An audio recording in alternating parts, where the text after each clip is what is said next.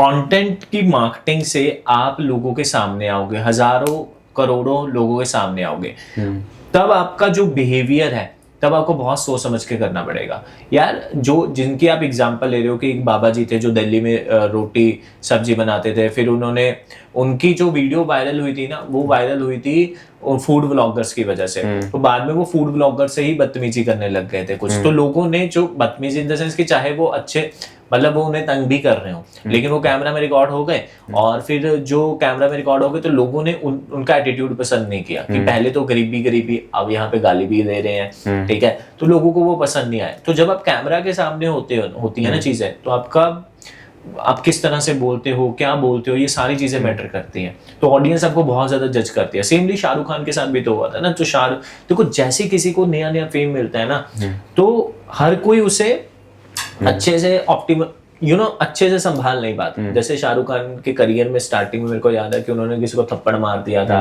उनकी कंट्रोवर्सीज बहुत होती थी। लेकिन आज आप सुनोगे ऐसा कुछ बिल्कुल भी नहीं शाहरुख खान का या आमिर खान का या सलमान खान का। पहले क्योंकि वो जब पीक पे थे तो ऐसी गलतियां इंसान के पास हो जाती हैं, ठीक है। अब वो मैच्योर हो चुके हैं, अब वो ऐसी गलती अभी क्या ऐसी सारी सिचुएशंस नहीं आती होंगी, किसी से गुस्सा नहीं होते होंगे या ऐसा आता होगा, लेकिन उस चीज को वो बहुत आराम से कामली कर लेते हैं, क्योंकि उन्हें पता है कि इसका इम्पैक्ट कहाँ तक जाएगा और मेरी ब्रांड वैल्यू कैसे कम होगी, ठीक है। तो तब शाहरुख खान ने जब किसी को थप्पड़ मारा था, राइट, तब उन्होंने ये इंटरव्यू में बोला भी था, मतलब लड़ाई हो गई थी और ये कैमरा पे रिकॉर्ड हुआ था, तो उन्होंने बोला भी था कि मेरे बेटी या बेटे ने मेरे को बोला था कि dad you are Shahrukh Khan. Then मेरे को रियलाइज हुआ कि हाँ, मैं पब्लिक में ये नहीं कर सकता, राइट।